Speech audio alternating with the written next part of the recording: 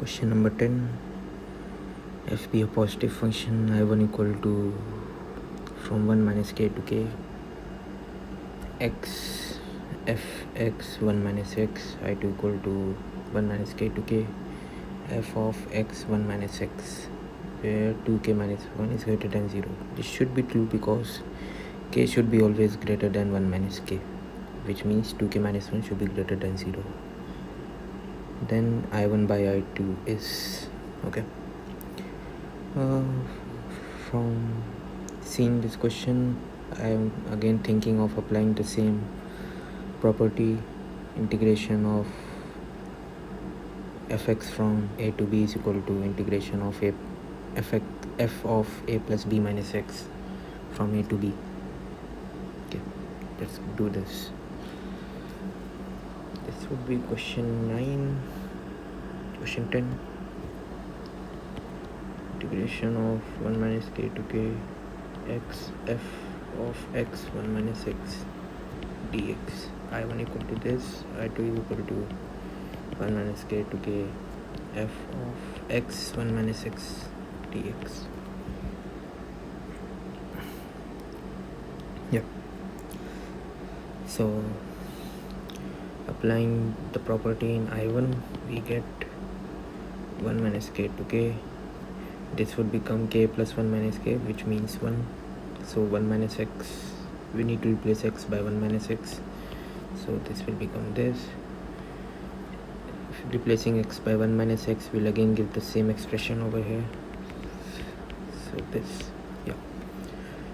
Again, adding the first and the second equation, we get 2I1 is equal to 1 minus k to k x, and x gets cancelled out. So this becomes x 1 minus x. This is given as I2. So I1 by I2 is equal to 1 by 2.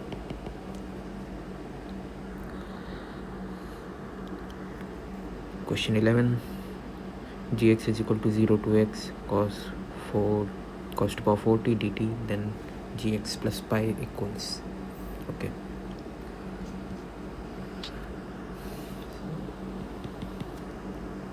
Gx is equal to 0 to x cos to power 4t dt.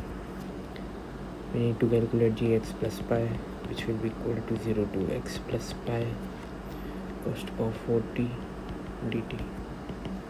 We need to intelligently split this integral so that it comes out something in the form of gx and something g pi.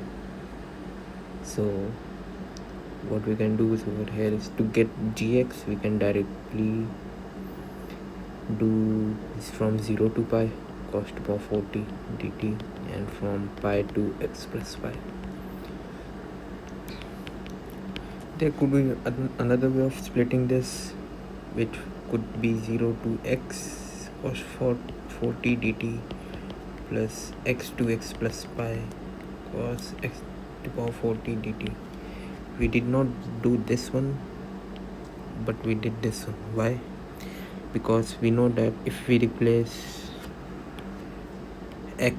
t by t minus pi, we could get back. So cos t of minus pi is minus cos t.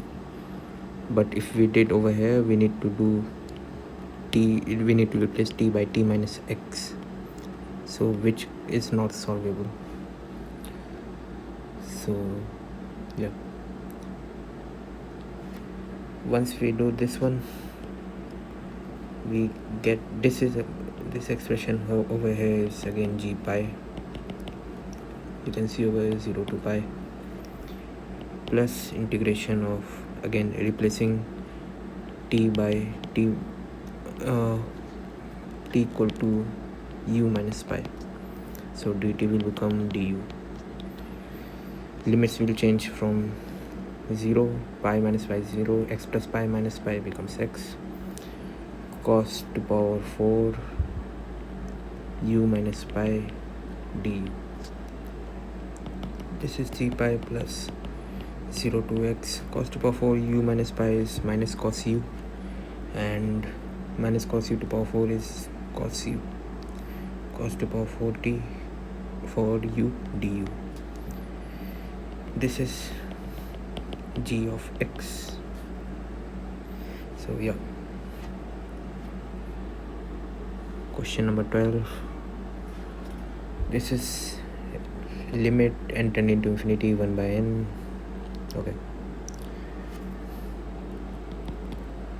Limit n tending to infinity 1 by n sigma from r equal to 1 to n number of terms. This is r divided by r square plus n square under root of n square plus r square.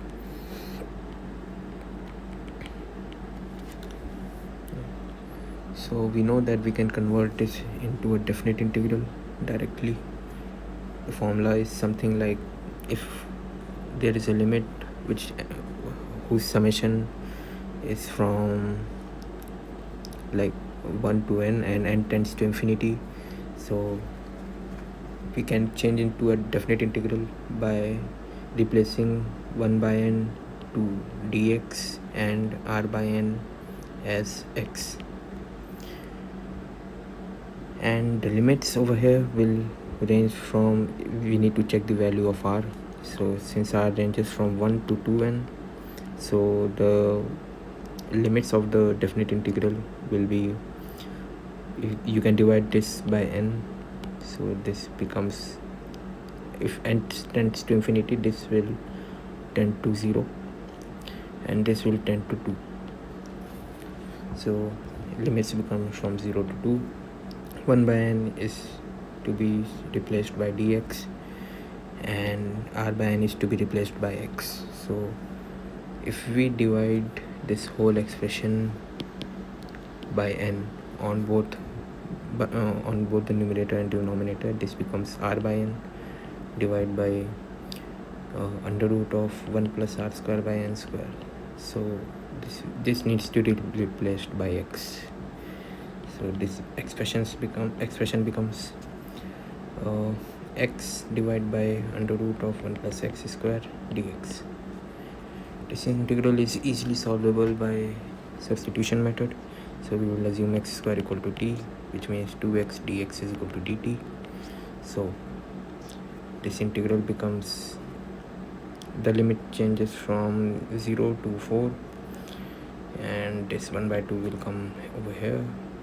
This will become dt divided by under root of 1 plus t, which is again the formula of x to power n dx. So this will become under root of 1 plus t into 2, and 2 and 1 by 2 gets cancelled out. Limits will change from 0 to 4. So this expression becomes root 5 minus 1. Answer should be B.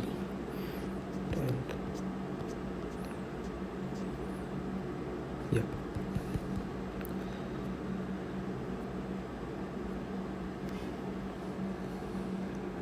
Coming to question number 13. Fx is equal to x minus integer part of x. Then integral from minus 1 to 1 fx dx is. Okay. So by observation, x minus integer part of x is always the fractional part of x. So we can write this equation over here as, so for this again I'm thinking of applying the same property.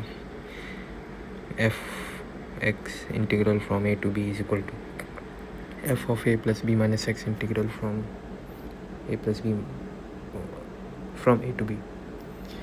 So let's look at this. So fx will become fractional part of x because we know that x minus integer part of x is equal to fractional part of x. So the integral becomes from minus 1 to 1 fractional part of x. Applying this property over here, this will become minus 1 to 1. It means a plus b is 0. So we'll replace x by minus x. Minus 1 to 1 minus x dx is equal to I. Again, adding these two equations over here, we'll get 2y is equal to minus 1 to 1 fractional part of x plus fractional part of minus x. We know that the fractional part of x plus fractional part of minus x is 1, because you can see over here the graph of fractional part of x, it's from 0 to 1, again from 1 to 2, it's the same repetitive values, and if it is from minus 1 to 0, it is something like this. So from minus 2 again. So whenever we add the x, fractional part of x plus fractional part of minus x, so this addition will always come as 1. Since if the value is negative, the fractional part of x is equal to 1 minus, if it is in the range of 0 to minus 1, it becomes 1 minus x. If it is in the range of minus 2 to minus 1, it becomes it should be 1 plus x, I think so. Yeah, it becomes 2 plus x. And if we did x as minus x, so if x is negative, so since x is negative, then this is the value, and this should be, what if f is positive over here? So since x is always positive, the limit so this minus x, this will become 1 minus x, 2 minus x, and fractional part of x is always equal to x. So whenever we add for the given range, so this is x for again 0 to 1, for 1 to 2 it's x minus 1. So if we add in the same range, we will get 1 minus x plus x, which is 1, 2 minus x plus x minus 1, which is again 1. So 2i will become plus 2, because the limits are like this, so I will become plus 1. Let's come to the question number 14. Integration from 0 to x f t dt equal to x plus integration of x to 1 t f t dt. Then the value of f1 is, okay, so what if we differentiate the whole equation over here? It would become much easier to solve. So the equation is 0 to x fx ft dt equal to x plus x to 1 tft dt. This would be question number 14. 0 to x ft dt is equal to x plus from x to 1 tft dt. Let me verify. Yep.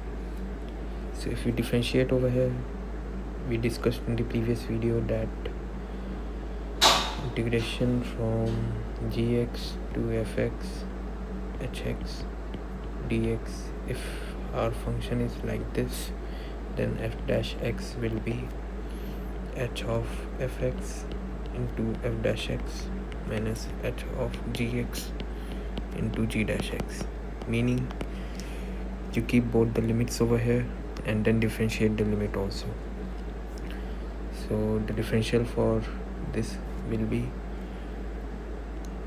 f of x into differential of x, which is 1, minus f of 0 into differential of 0, which is 0. So need not write that.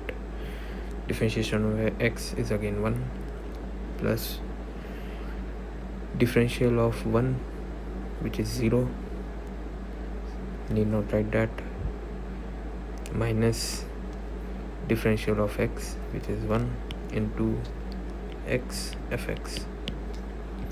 So fx becomes 1 plus x. This whole expression can be transferred to the left hand side, taking fx common. Fx 1 plus x is equal to 1, so fx is equal to 1 by 1 plus x. Value of f1 will be 1 by 2. Checking the answer, question 14a. Yeah. Coming to question number 15. We can directly write 1 plus cos x as 2 cos square x by 2, but the problem, we get x by 2 as, so the limit will range from, for x by 2 as pi by 8 to 3 pi by 8, so that becomes a little bit tougher thing to solve. So what we do is we can apply the property over here. Let's see if we can apply the property. Question number 15, pi by 4 to 3 pi by 4, 1 by 1 plus cos x dx. So we can apply the property pi by 4, 3 pi by 4, pi by 4 plus 3 pi by 4 is pi.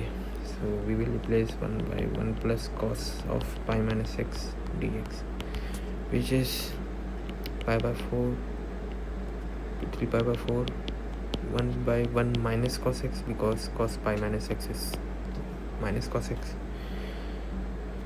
Adding these two equations, we get 2y is equal to pi by 4 to 3 pi by 4, 1 by 1 plus cos x plus 1 by 1 minus cos x, which is pi by 4 to 3 pi by 4. Taking 1 plus cos x into 1 minus cos x as LCM, this becomes 1 minus cos x plus 1 plus cos x, which is 2 over here. Directly 1 cos x gets cancelled out. 2 divided by 1 minus cos square x, a plus b into a minus b is a square minus b square. So 1 minus cos square x, 1 minus cos square x will become sin square x dx. So this becomes something like 2 cosec square x dx from pi by 4 to 3 pi by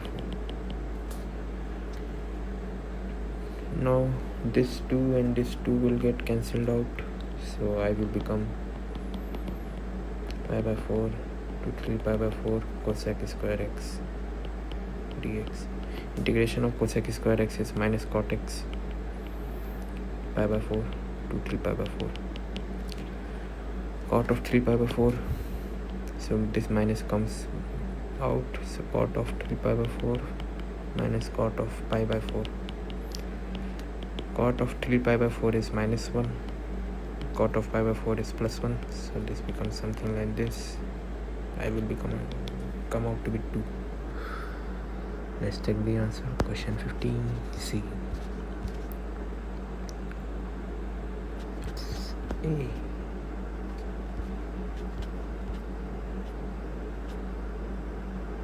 A. Yeah. Okay, question 16. Integer part of y. Okay, 2 sin x, integer part of 2 sin x from pi by 2 to 3 pi by 2. We did a similar type of question before also. Let's again solve this one. Integration of from pi by 2 to 3 pi by 2, 2 sin x, 2 sin x dx. Can we apply the property over here?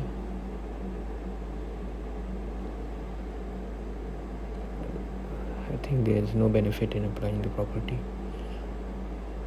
because pi by 2 plus 3 pi by 2 will become 2 pi, 2 pi.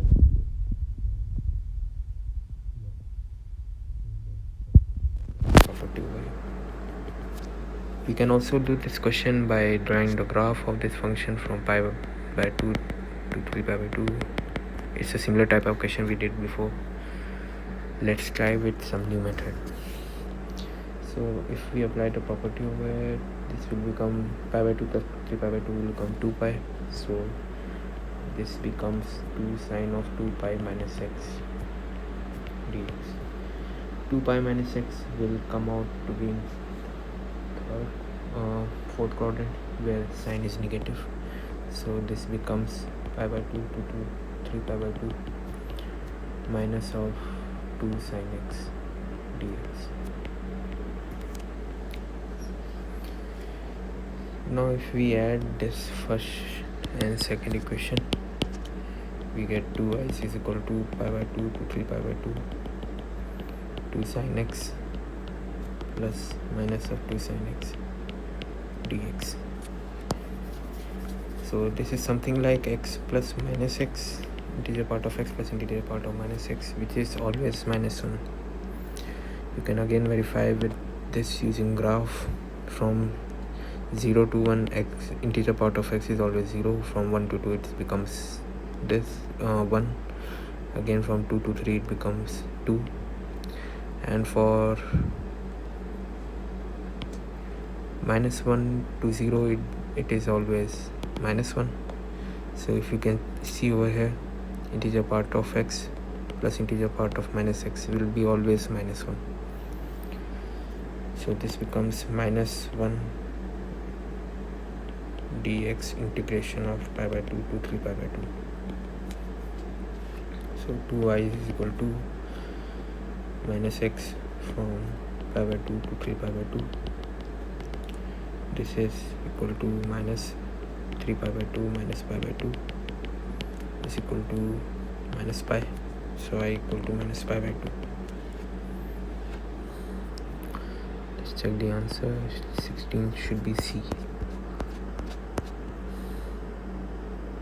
Yeah. This is much easier method than dividing the limits into different range. So more intuitive, yes. Okay. Coming to question 17, gx is equal to integral from 0 to x ft dt, where f is such that then g2 satisfies the inequality. Okay. So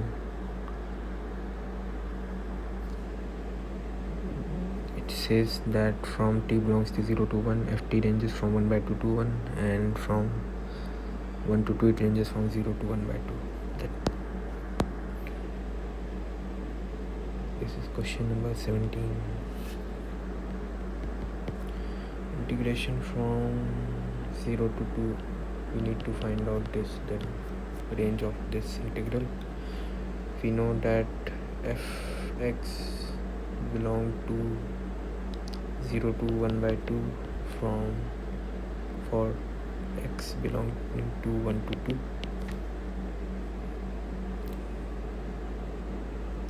and for 0 to 1 it is 1 by 2 to 1. This is inclusive. Fx belong to 1 by 2 to 1 for x belonging to 0 to 1. So we can write this integral as 0 to 1 ft dt plus 1 to 2 ft dt. Now for this range from 0 to 1, fx belongs to 1 by 2 to 1. So the integral will also be something like, so let me write this, will be always less than equal to integral from 0 to 1 dt is always greater than equal to 0 to 1 by 2 dt. So this becomes 1 by 2 and this becomes 1. For integral 1 to 2 ft dt, this will range from integral from 1 to 2, this was 1 by 2, again 1 by 2 dt, always integral from 1 to 2 0 dt. So this is 0 and this is 1 by 2.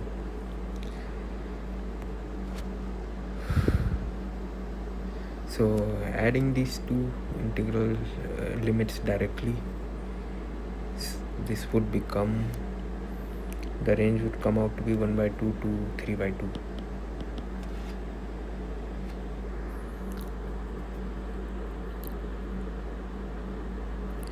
So the only range in which this integral, so the answer should be the exclusive set.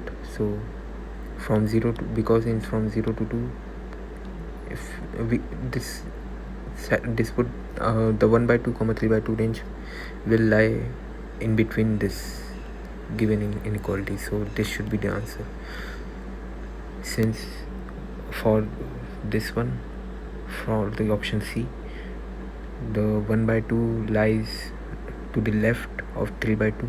So it could be a possible value. Let's say this integral gives us value 1/2, so this won't lie, option C won't satisfy this. Similarly for option D as well, and for option A again, the upper limit, which is 3/2, this could be a possible value of the integral. That doesn't satisfy this option A. So only option which satisfies this inequality is B. So yeah, answer should be B.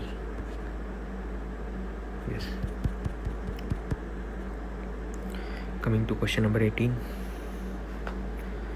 the value of the integral e⁻⁻1 e square ln x by x dx is.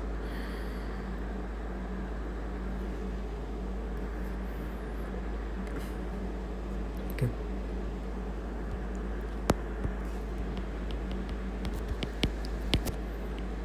e⁻⁻1 e square ln x by x modulo of this dx. We know that x is always positive, so x can come out of the modulo 1 by x ln x modulo of ln x. Also we need to divide this interval again, since e⁻⁻1 from e⁻⁻1 to 1, this ln x will be negative. You can see that. So this, from this interval, this will be modulo will have to add, like we need to add a minus operator over it, so that modulo becomes positive. And again further dividing this to further this new interval from 1 to e squared, this big ln x is always positive. So yes, this is easily solvable using substitution. So taking ln x as t, 1 by x dx becomes dt. So 1 by x dx can be replaced over here as dt. So the limit will change again from ln e⁻⁻1, which is -1, to 0. ln 1 is 0. So this becomes 1 minus 1 into dt, minus t into dt, because ln x is t and 1 by x dx is dt, plus integral from, again the limit changes from 0 to 2, ln e square is 2 t dt. So this is minus t square by 2 from -1 to 0, plus t square by 2 from 0 to 2. This becomes 0 minus of minus comes out 0 minus 1 by 2, so minus 1 by 2, plus 2 square 4 2, which is 3 by 2.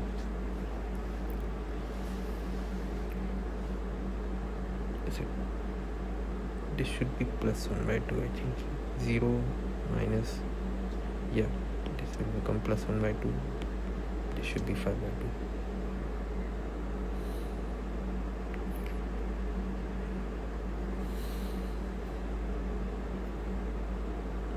Should be B, 18.